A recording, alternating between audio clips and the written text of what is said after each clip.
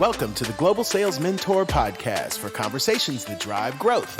When you are ready to grow your international sales, join the conversation with your host, Zach Selch. Welcome to another episode of Conversations that Grow Global Sales. I have my friend here, Doug, from the Global Chamber, and we are going to talk a little bit about what he has done and what his organization does and why you might want to join the Global Chamber, because it might help you with your global sales. Welcome, Doug. Tell us a little bit about yourself. Thank you, Zach. Really appreciate it. Great opportunity. Love what you're doing. Great supporter of what you're doing on the sales side around the world. Like you, I'm a Globie. I'm part of what we call the Global Tribe. I'm kind of an accidental Globie in the sense of I went through college. People sort of fell into it, right? I fell into it because I sort of like exporters, right? The class accidental exporter. I'm kind of the accidental global triber because my history was that I wanted to change the world from a sustainability perspective. Even before the word sustainability was really around, I became a chemical engineer. I actually was a meteorologist for 6 months, and that was a little too weird. Like the people were just a little too odd for even so were you for me. ever a weatherman? I did not know this part of your past. I was actually potentially going to be studying atmospheric issues. I thought that was the way in to clean up the world. I discovered chemical engineering was more broad-based and could be more applicable in a lot of different other things. And the weirdness factor. My neighbor in the dorm was a meteorologist, and I thought, I don't want to end up like that. I was geeky enough. I didn't want to go that far. We all just sort of fight not to be one level more nerdy than we really are, right? we want to draw the line at the nerdy level that we're at, right? Not go any farther. Yeah. The one step further is the danger zone, right? Yeah, definitely go there. So I ended up getting hired by DuPont. So here I am, Mr. Sustainability, and I got hired by them, and I had a choice of several positions and had a series of jobs, where I was, working at a plant because I wanted to do that. I was in engineering design because I'm a chemical engineer. And I also was sent into a research group at the Central Research. It's the largest chemical research facility in the world. They and Bayer still are number 1 and 2. And they threw an engineer in saying, let's throw this engineer in to help guide these chemists that are a little bit too weird. We get weird, right? It's like throw a weird chemical engineer in to help harness these weird chemists. So I ended up getting 5 patents out of that activity just by hanging out really smart people. Now I got to ask, so my dad was a chemical engineer in a factory too. Did you used to carry around like a stopwatch and a slide rule in your pocket, or are you too young for that? I'm too young for that. My dad was also an engineer. He did kind of a high level secret stuff, like he designed the communication systems for the U-2 spy plane. He was a slide rule guy, and I never really figured out exactly what a slide rule was all about. I did when I ended up moving to, I was an expat twice, and the first time was to Japan, and I very vividly remember walking into the office for the first time, and right there at the entrance, there were the accounting group, and there was an abacus there. And I thought, oh my God, what am I getting into here? An abacus, seriously, what's that all about? Anyway, long story short, the Teflon business guy retired, and nobody wanted his international job, was responsible for Asia. And so the accidental part was me saying, hey, how about me? Nobody else wanted it. And finally, they let me have it over the arguments of the Asians who said, this guy is way, way too young. He doesn't have the gravitas, but I did have height. I'm a tall guy. I did have a little bit of a streak of gray in my hair. Right? Did you have facial hair? I did not. Yeah. So I was, kind of a babe in the woods to some extent. Yeah. I remember my first job, somebody was like, Zach, grow a mustache because, you're not old enough. People aren't going to trust you. Yeah. This one didn't matter because I was still 27. And so, but here was the good news. And this is why I think you have to be friends with everybody, and why, certainly I've just had a very emotional week with the anti-Asian hate that is just tearing the world apart, certainly in the US, is that you should be, and it shouldn't be like a chore, but be friends with everybody. And so, and that's kind of how I've always been. And so my boss was a Hispanic woman. This was 30 years ago. And then her boss was an African-American fellow. So this was, in a big 30 company. Years ago, big company based in Delaware, DuPont, right? In Delaware, yeah. So still unusual. But it's still unusual. Yeah, it's still unusual. Exactly. Yeah, that's great. So the combination of those two kind of came back and said, look, you're basically trying to have this younger guy, hold them back. And I think they understood that basic idea. So they pulled for me, and lo and behold, I'll end the story, but it's because I probably spent too much time on it. But I ended up going to lunch when the Asian head of the organization came over, and I was in the back seat. He was in the passenger seat, and Ann Zaragoza was driving, my immediate boss. And he turned to her and said, "He's too young. He won't make it."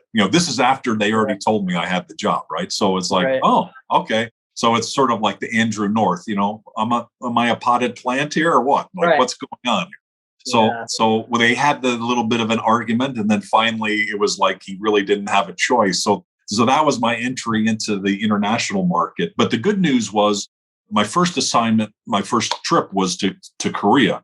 And they were very much more accepting than the Japanese. It was like, we'll take help from anybody, even some young guy who barely knows how to spell his name. So it all worked out. That was 34 years ago. I had the time of my life in that first trip, and I realized even that first day, this is it. This is what I want to do. This is what you want out of life, right? Yeah. And it further went as I visited customers, and they had questions. And, when you work for a big company like DuPont, they think you're like some messiah, right? And so it's a responsibility, but it's also an opportunity. And so I tried to do my best, and I worked very hard and succeeded and had a lot of fun with it. I came back on that first trip, and I told my grandfather, who's my mentor, he was like, "Pops, this is it. I found my calling."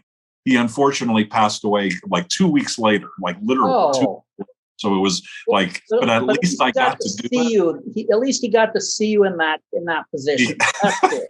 He got to see me like find it, right? It's like, This is it. I'd always felt like I found it, but this was the find for sure. Great. So that's really cool. So, and then you spent a period of time living in Asia, in Japan, right? You were an expat in Japan. Yeah, the first year or two, I was basically handling Asia, traveling and doing it. And then another accidental thing happened where one of my coworkers, he really wanted to live in Japan, and he somehow figured out that there was an expat opportunity. So he wrote, with my help, which, I was like, "Hey, Bruce, I want to help you." So he wanted a role in Japan, and he wrote it all out, and they picked me. It's like, thank you very much. I really appreciate that. So my first expat role was in Japan, and then my second one was to Singapore after, and in between I got an MBA. So it was, a really great start. So I'm thinking about the math. Those were the years when Japan was really the number one market for American exports, right? That Japan's market was booming at that point. You were there in the early 90s, mid 90s, right? Correct. So it really started in the late 80s, where I don't remember when the Pebble Beach purchase was, but there was a significant amount of hubbub about Japan taking over the U.S. in the world as GDP. Interestingly, I just found out we just did an event last week at Global Chamber about investment of Japanese firms in the U.S. And at that time, the investment in the U.S., I hope I have the right number. It was around $20 billion. That seems like a small number, but it was $20 billion foreign direct investment. And everybody just went crazy. Like Japan is taking over the US. We have to stop it. So again, doing the math, I'm guessing you were born in what, 63, 62, something like that? Right around actually 58. So I'm 58. A little bit older. Okay. Yeah. So 58. So here's the thing. Like when we were kids, first of all, Japan was still, you still had like, the uncle who fought in World War II and like in Japan, right? There was always somebody in the neighborhood who didn't like the Japanese. And then also in the 70s, Japanese products were sort of a joke. Everybody would laugh about Japanese products being shabby. And then suddenly in the 80s, it was like, they're our friends and they make fantastic products. And we really want a watch from Japan. We really want a car from Japan, right? It was an interesting change. Right around that time, we were teenagers or late teenagers, right? Yeah, and to some extent, that period did kind of bring in the next wave of anti-Asian, anti-Japanese hate, right? Well, there was also this whole feeling of they're buying everything. But exactly right. Interestingly, at that time, at the peak of that, it was around 20 billion. Today, it's 60 billion. So it's three times the size of what it was then. And I think a couple things have evolved and changed. One being Japan, its economy, and it's because of its slow birth rate, is less of a threat, if you will. Right. And the other thing is, I think the Japanese government has done a really good PR campaign to a large extent to help. And I'll give you that event I mentioned that we did just the last week. The Japanese government paid Global Chamber to encourage Japanese companies to invest in the United States. And so that was a program that we did, which is a cool thing, and so they're doing things like that make it much more palatable for people. Obviously, there are other things going on that's creating the hate and the violence, but hopefully that gets resolved quickly. Right. Well, and like people like you and me, I think we realize that peace comes from familiarity, right? And from trade and from doing business. And if you're doing business and you have friends who are Japanese and Korean and Chinese and Arab and whatever, you're going to think better of them and you're not going to be suspicious of them. And it works better that way. So I always think of trade as really driving peace and going hand in hand with peace. So I love that part about what we do. I agree. Totally agree. Things help more and more people. When we were teenagers or younger, nobody really knew that much about Japan or knew any Japanese people that much. And nowadays it's much more common. So yeah, you have crazy people out there hating Asians, but you also have a lot more people who are more familiar with the culture and that kind of thing. And I think that's, a good trend, right? Yeah, no, there's no question. I mean, a lot of it is based on ignorance, especially in smaller towns, in my high school, there were 544 graduates of my high school. I think we had one African-American, and I don't think we had any Asians or Hispanics. And so this was, a while ago, right? I hate to say this, you're right. But in our day, like I remember we would lump all I had a couple of Asians in my junior high class, but we sort of lumped them all together and you couldn't tell who, like what type of, we didn't know what type of Asian they were. We sort of lumped them together.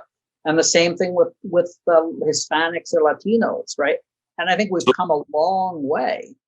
When you have that, basically ignorance or unfamiliarity, combination, when you mix that in with, economic distress, right? So that's the dangerous part, right? Is like, if you just don't know about them, you just say lots of stupid things. But then when the economics turn south, then you're looking for somebody to blame, not us. That's exactly it.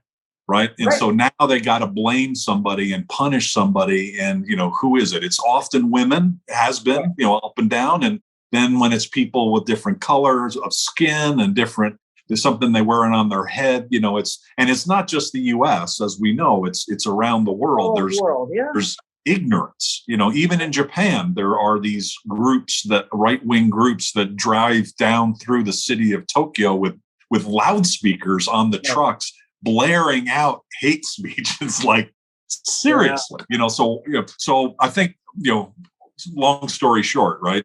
We got to stop that, right? And how do you stop it? You do trade, you interact with people. We get more people involved with trade so they can understand that those people are us. We're all the same. We're part of a global, tribe, if you will, as what we call it. And that is the kumbaya behind what certainly we're doing at Global Chamber. I want, number one, to be able to help companies be successful. Too many companies fail in their exporting, but by more people exporting, and not just each person being more successful, but getting more and more people involved. Oh, yeah. Does help society.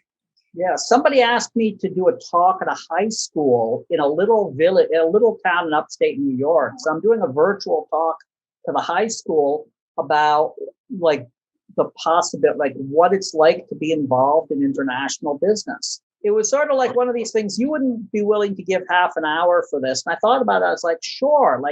What can it's a half an hour out of my life. And if it gets these kids to be thinking, again, because there's nobody Asian in that town, there are probably no African Americans, probably no Latinos. If it gets them thinking a little bit about the benefits of working with the world.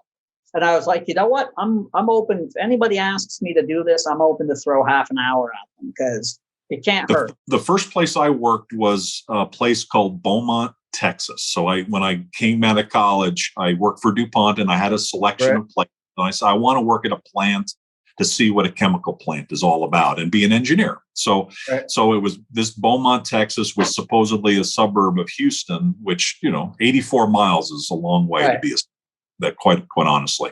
It's a little bit of a crazy place, but around this racism part, the first person that I dated, she had never been outside the Golden Triangle. So Beaumont, Port Arthur, and Orange, Texas, the three, that's on the eastern side against Louisiana. They call it the Golden Triangle, probably because the air is golden from all the plants there. But she had never been outside.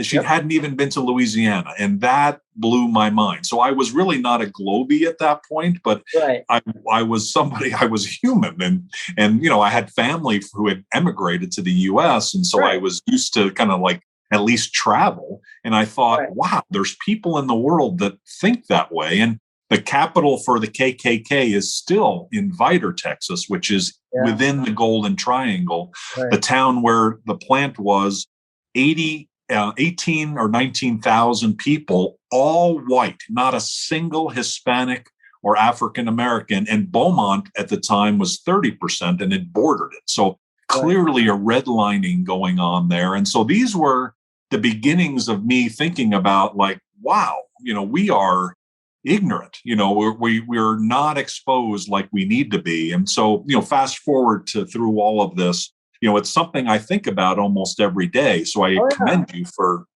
speaking to that high school. I don't know if it was, my high school was in upstate New York too. I doubt it was mine, but we need to, as Globies, keep talking about these issues, right? We need to bring more people in, which we're doing every day, or, that's our goal to continue. And then to speak out and support. One of the things, I just wrote a long blog post, and it was inspired by one of our people who's our Baltimore, Washington chapter head, who's born in Korea. And so I know her. Yeah.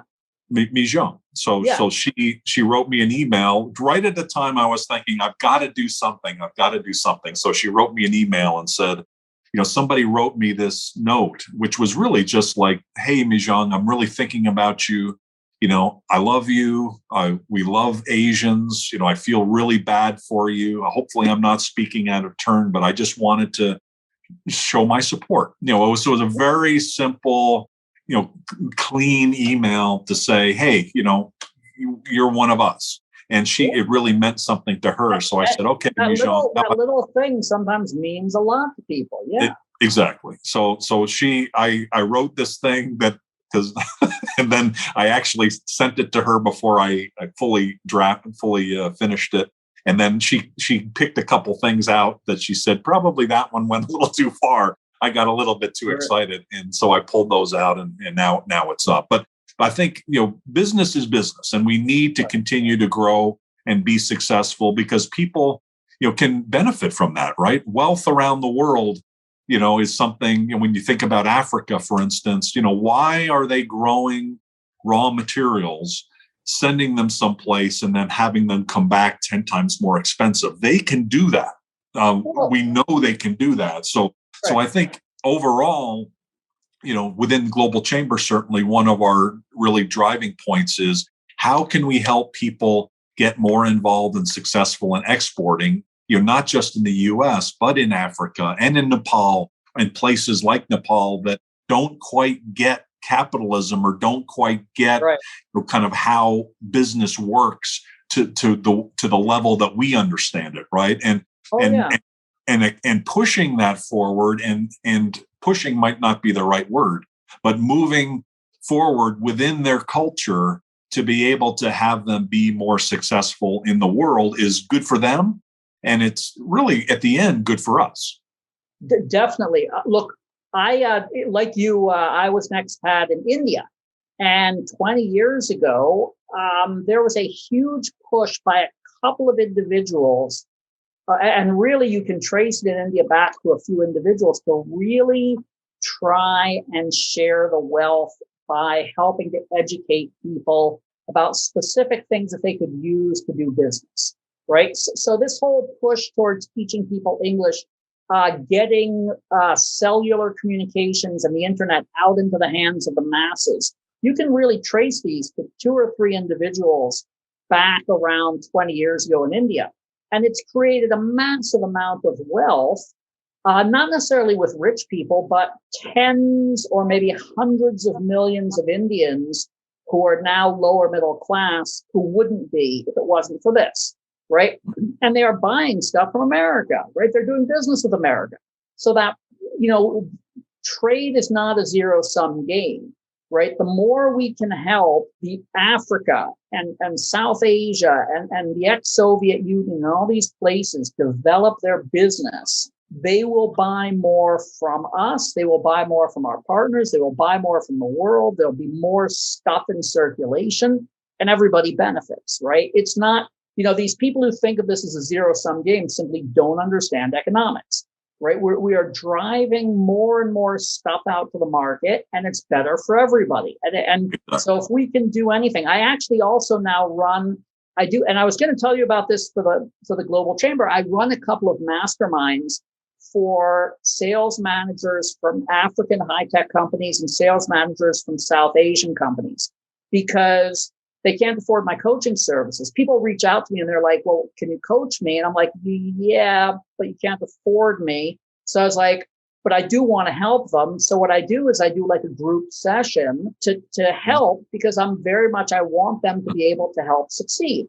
Right. And I actually want to reach out to the people in the Global Chamber and sort of publicize this in their markets. But the thing is, if we can help these people, and why do I'm doing this from a combination of a little bit of altruism and a lot of personal thing, because I know that if I help them today, in a year or 2, they're going to be able to afford my services. Right. So why not help them? Right. I want them to build up and start selling more and more and build up their high-tech industry, because then, they'll have more money and it's good for everybody. Right. Yeah, no, I love that idea. And, let's definitely collaborate on that, because we love to help. I mean, I think what makes American companies lazy, and why lazy may be an over exaggeration, but they're fearful of exporting or getting involved because probably they failed.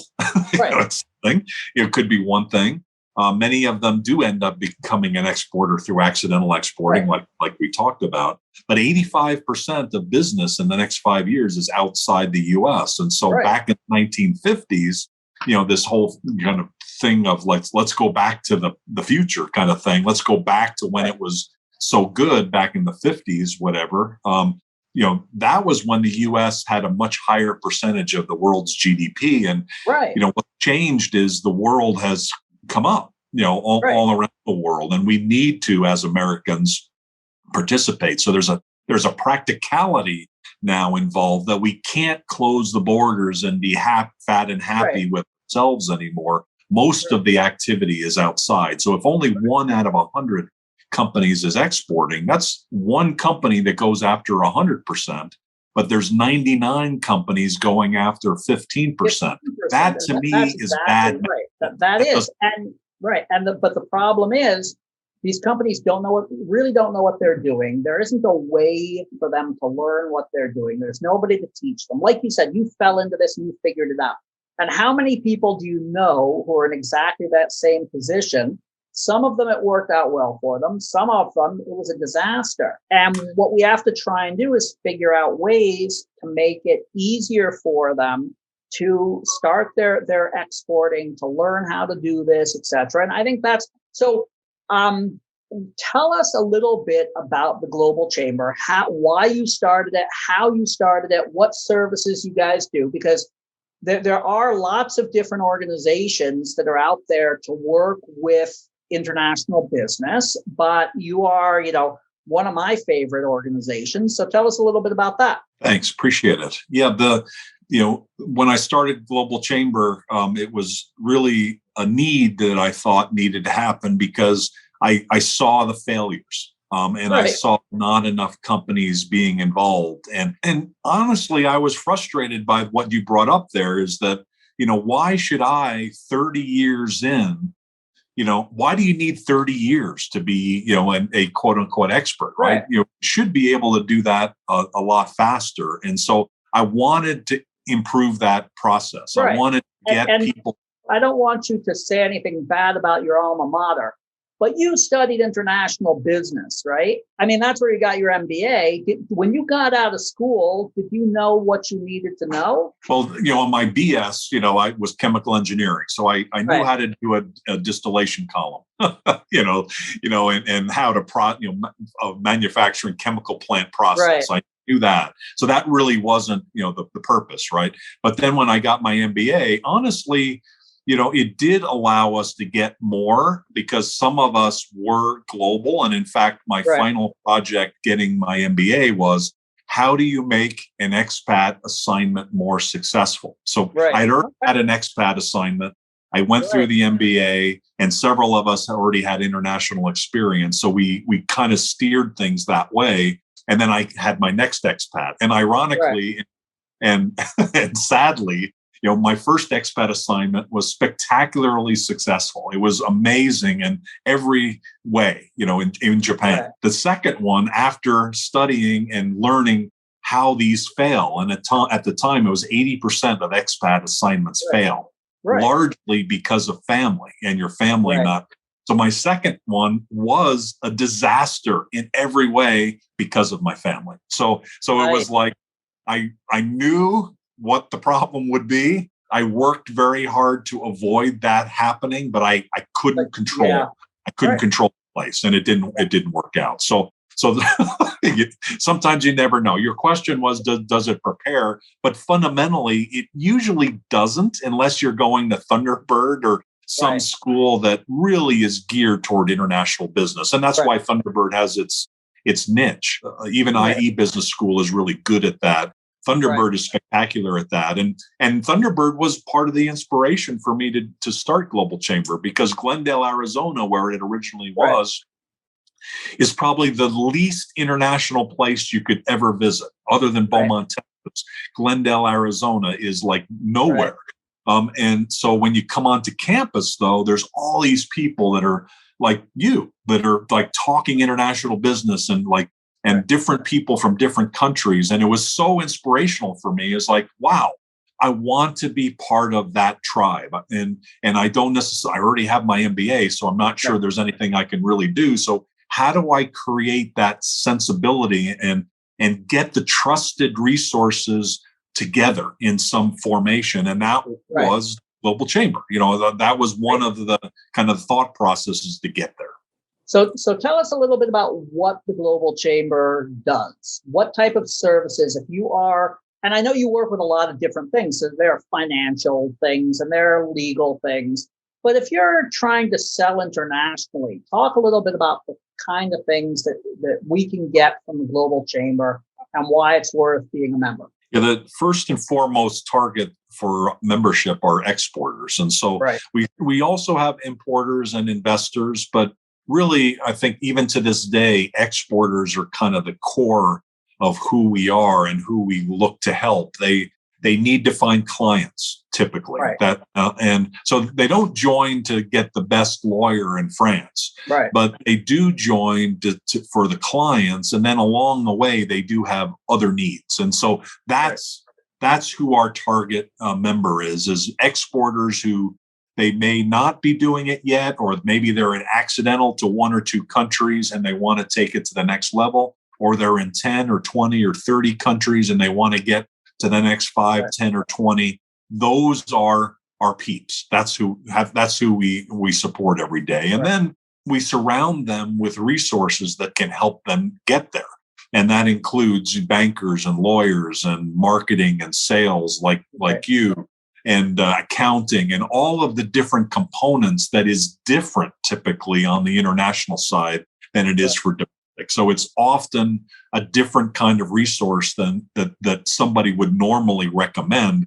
Our world is a filter of international. And so we identify who the skilled people are on the international side of it. You probably know people who do sales, but if they don't do international sales, how can they really help you? And quite honestly, they can't, or to some level they can, basic stuff. But more than likely, if you're thinking about international, you've already jumped over that speed bump, with help. Now you need somebody like Zach on the sales side to say, hey, should it be direct or indirect? And then if it's through distributors, Zach has all these connections. So why not? And so that level of resource is what we surround folks. So it's growth.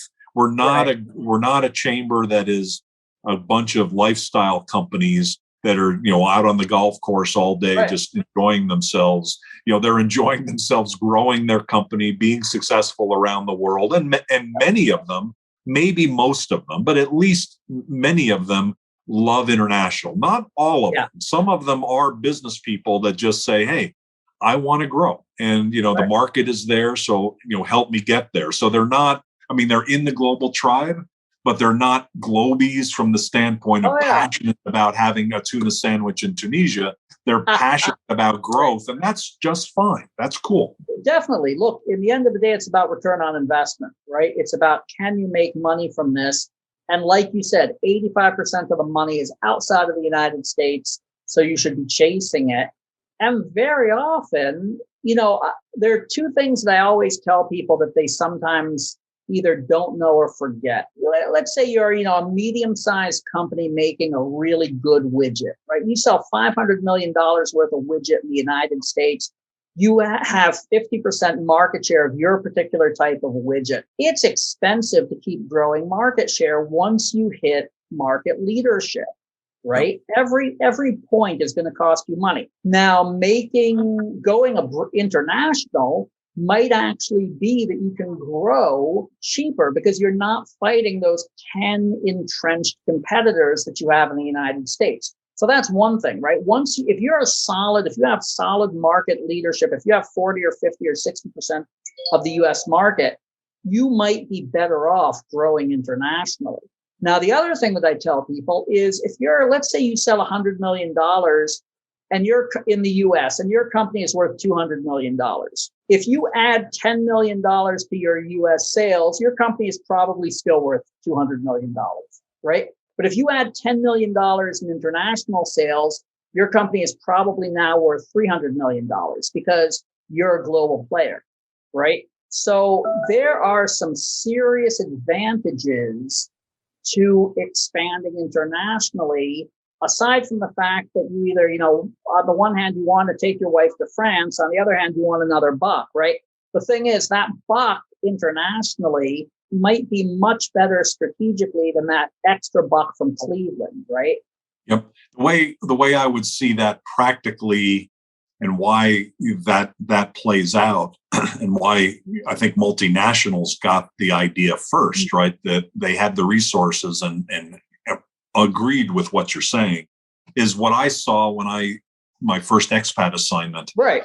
when I saw a different market. And Right. for instance, Japanese market, and a lot of what I did was in automotive and Right. aerospace, and they had progressed the market there much further than the US. And so by competing in Japan, you're now at a higher level. And quite honestly, a lot of my efforts were, other than selling and getting people to buy our stuff in Japan and in Asia, was going back to headquarters and saying, and "Oh my God, them, we're so far behind. I can't even imagine. So let me explain to you, what we need to do to be competitive there." And they made a lot of decisions not to be competitive there, but they also made some decisions to be competitive there because it elevated the whole game. Right now, your product quality, the way you deliver services and products, in that case, elevated everywhere. And so that's how it practically works, right? You get better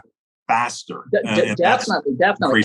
Do you remember, were you in the late 90s in Japan and Korea? I was still traveling over there, sure. Do you remember people watching, like on the metro, watching television on their phones? Back when that was science fiction in America, I would come home, like people would say, "Oh yeah, we have this great product, but maybe the Japanese and the Korean market aren't ready for it yet." And I'd be like, "Are you kidding? They are watching television on their phones on the like nobody could even imagine that nowadays. That's what my kids do. But 20 years ago, the Japanese and the Koreans were doing that, and nobody else was. I mean, they had some very, very serious high tech stuff that we didn't have.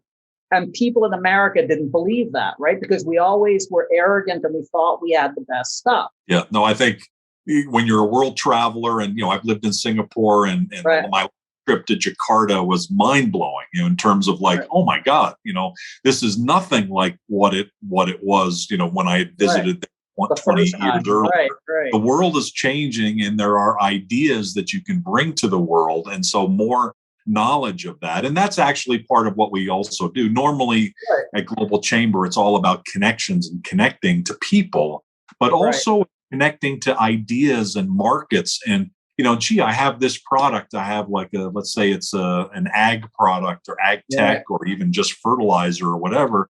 Where can I do it? Well, they grow stuff all over the world. It's like, this is something we can help with.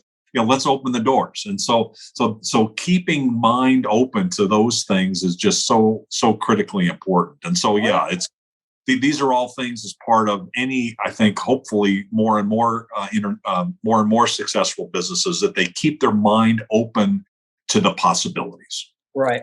So before we end, what was the funniest thing or the weirdest thing that somebody made you eat in Japan? That's funny. So I'm a foodie, right? And I've debated this. I think I even mentioned this in Clubhouse recently. Is when you eat everything and you love food, telling people that you do that you eat everything, creates a challenge in their mind. It's a challenge, and then they're trying to find where you'll draw the line. Exactly. And so I imagine there is a line for me. I've not reached the line yet. And so, for instance, things that are alive, I think it's probably politically incorrect, but ikizukuri in Japan is, fish that are alive, that are, on your table and you're eating off the side of it while it's still alive, or a live lobster where the tail is peeled away. If now when you talk about it, seems horrifically inhumane. However, it is quite delicious. And I had two moving pieces of fish. I'm not sure they would be categorized as live, but I've had, how when they chop off the tentacle of a baby octopus and then immediately give it to you? So I've had that. So it's sort of moving in your mouth. And I had a piece of a giant clam where it was really interesting. Obviously, he cut a piece off, put it on some sushi, and then he slapped it and it moved. And it was the weirdest thing. It was just so damn fresh. So I know it was actually dead, but it was still moving when it was in my mouth. Those were some weird experiences. But it seemed to me everybody was trying to get me to say no to food in Japan. They were like, ooh, let's try this different organ and see if Zach will agree to eat it or not, you know? Yeah, exactly. So most of I've acclimated particularly to Japanese food. So foods that most people don't like sea urchin, I love. I mean, I it's like the best. And then something like natto, fermented soybean. Most people have a really hard time. That one actually I've had to eat multiple times to get to the point where I like it. Shiokara, which is salted squid intestines, is a very popular appetizer in the summer with beer. Right. And that one I acclimated to much quicker. The first taste was a little shocking, but then by the second time, I really like it. And I'd love to have some of that. It's just not available, in places like that. So I enjoy all of that. And I've hosted many Americans in different places around the world, along with, our partners. And the worst case, I think, for me was our head of research when I had come over to Japan. And he told me ahead of time, I said, look, I know you eat everything, but I don't. But I'm pretty flexible, but I will not eat octopus. So when you take me out tonight, just make sure I don't eat octopus. Right. So we end up at a bar in Ginza. I think it might have been the second place. And it was really nice, really spectacular. And so I don't exactly know. I think I might have slipped it out that he really liked octopus. Right. Oh, no, I know what it was. That the owner just randomly, it's like I haven't even mentioned it. And so he's talking to, I even forget his name. It'll come to me later. He goes, so I want to tell you about what our specialties are. Number one is octopus. Seriously. And so that's when I said, oh, he loves octopus. And so he looks at me like, yikes. And so we had then a series of foods that were all different kinds of octopus, including one that was something like was cooked and frozen. I don't know what it was, but it was amazing. So you and I think sounds like we share, a lot of passion for food. We share a passion for different culture. We share a passion for people, and the uniquenesses of people and their culture. We don't always get it. But a lot of the fun is trying to understand, kind of where things are. And I think it goes a long way if you're sincere I think that sincerity is understood by people when you say, look, I love you. I love working with you. Let's find a way. And along the way, you do make mistakes. There's no question about it. Definitely. But just like Americans do when foreigners make mistakes in our culture, I think generally, if we can tell who's real and who's not, and that's part of the fun, certainly, that we have every day. Right. Well, thank you very much, Doug. I gotta let you get back to running your organization and helping people export. So very quickly, just tell me a little bit about how people can find you. So our website is globalchamber.org. So globalchamber.org. So jump in and learn about us. We, when I first formed it, my thought and dream was it needs to be everywhere because local other chambers of commerce. And you have branches everywhere. How many branches do you have now? 525 that we publicize, and it's actually higher than that, but we're sticking with that number. The idea being your local chamber helps you with your local town or city. And even in a city, it might not even help you in some of the towns that surround it. We think in metro regions. So Chicago or New York, it's all of the places. And then I want to grow to Paris or Tokyo or whatever. Right. That's how we spend our days. And so the focus for us is if you're a company that wants to grow within the region, meaning your metro or your state or multiple states within a country or province or across, That's how we help. So jump in to globalchamber.org, take a look. And if you have any questions, just reach out. We're happy to help. Great. Well, thank you very much for being here, Doug. Thank you, everybody. Please, if you enjoyed this, reach out to Doug, reach out to me, subscribe to the podcast, join us. Every week we are coming out with conversations that grow international sales. Thanks again.